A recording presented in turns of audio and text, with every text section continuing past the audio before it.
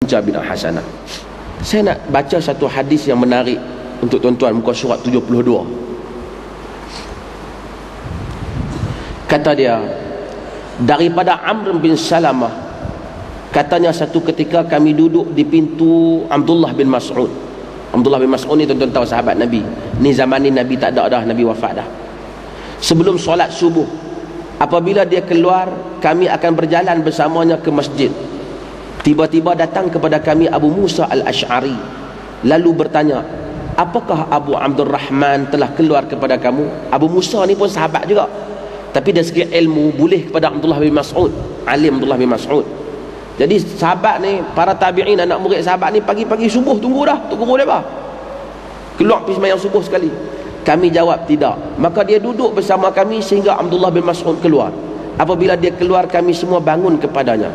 Lalu Abu Musa Asy'ari berkata, wahai Abu Abdul Rahman, aku telah melihat di masjid satu perkara yang aku tidak setuju, tetapi aku lihat alhamdulillah, aku tidak lihat alhamdulillah melainkan ianya baik. Dia bertanya, apakah ia? Jawab Abu Musa, jika umur kamu panjang engkau akan melihatnya. Aku melihat satu puak, mereka duduk dalam lingkungan halaqah menunggu solat.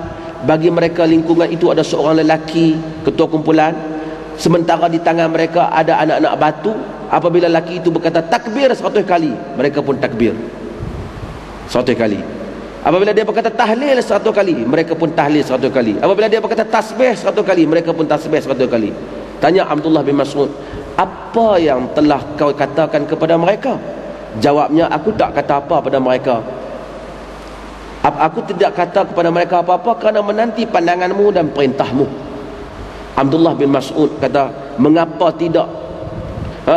engkau tidak menyuruh mereka mengira dosa mereka, dan engkau jaminlah bahawa pahala mereka tidak akan hilang sedikit pun. Lalu dia berjalan, kami pun berjalan bersamanya, sehingga dia tiba pada salah satu daripada lingkungan berkenaan. Dia berdiri lantas berkata, apa yang aku lihat kamu semua lakukan? Jawab mereka, wahai Abu Abdul Rahman, batu yang dengannya kami menghitung takbir, tahlil dan tasbih. Jawabnya, hitunglah dosa-dosa kamu, aku jamin pahala-pahala kamu tidak akan hilang sedikit pun.